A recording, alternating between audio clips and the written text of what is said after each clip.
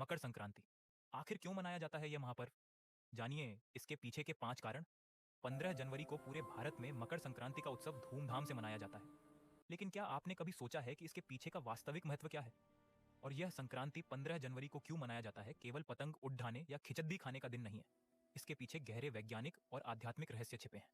सूर्य का मकर राशि में प्रवेश, ज्योतिषीय महत्व। संक्रांति का अर्थ है संक्रमण या प्रवेश।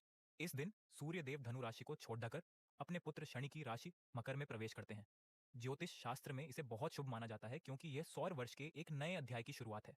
उत्तरायण का प्रारंभ, अंधकार से प्रकाश की ओर इस दिन से सूर्य उत्तरायण होते हैं। वैज्ञानिक रूप से देखें तो अब से दिन बढ़ते और रातें छोटी होने लगती हैं।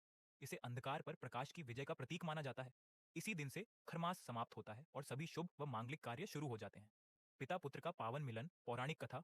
कहा जाता है कि भगवान सूर्य और उनके पुत्र शनिदेव के बीच संबंध मधुर नहीं थे, लेकिन इस दिन सूर्य देव स्वयं अपने पुत्र शनि के घर मकर राशि उनसे मिलने जाते हैं। यह दिन हमें संदेश देता है कि पुराने गिले शिकवे भुलाकर रिश्तों में मिठास घोलने का समय आ गया है। भीष्म पितामह और मोक्ष की प्राप्ति। महाभारत के युद्ध में इच्छा मृत्यु का वरदान पाने वाले भीष्म पितामह ने बाणों की शैया पर रहते हुए भी अपने प्राण त्यागने के लिए उत्तरायण, मकर संक्रांति के दिन की प्रतीक्षा की थी।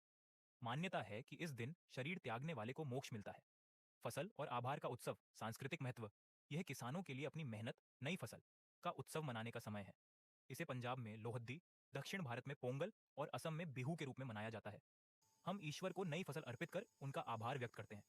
खिचद्दी और तिल गुद्द का महत्व क्यों? खिचद्दी यह सुपाच्य होती है और ऋतु परिवर्तन के समय स्वास्थ्य के लिए उत्तम है। तिल गुद्द खाया, घोड़ घोड़ बोला, यानी तिल की तरह साथ रहें और गुद्द की तरह मीठा बोलें। मकर संक्रांति पर दान का फल। इस दिन तिल, गुद्दा, कंबल और अनाज का दान करने से अक्षय पुण्य की प्राप्ति होती है। आप सभी को मकर संक्रांति की हार्दिक शुभकामनाएं। कमेंट में जय सूर्य देव लिखें और इस जानकारी को अपने अपनों के साथ साझा करें।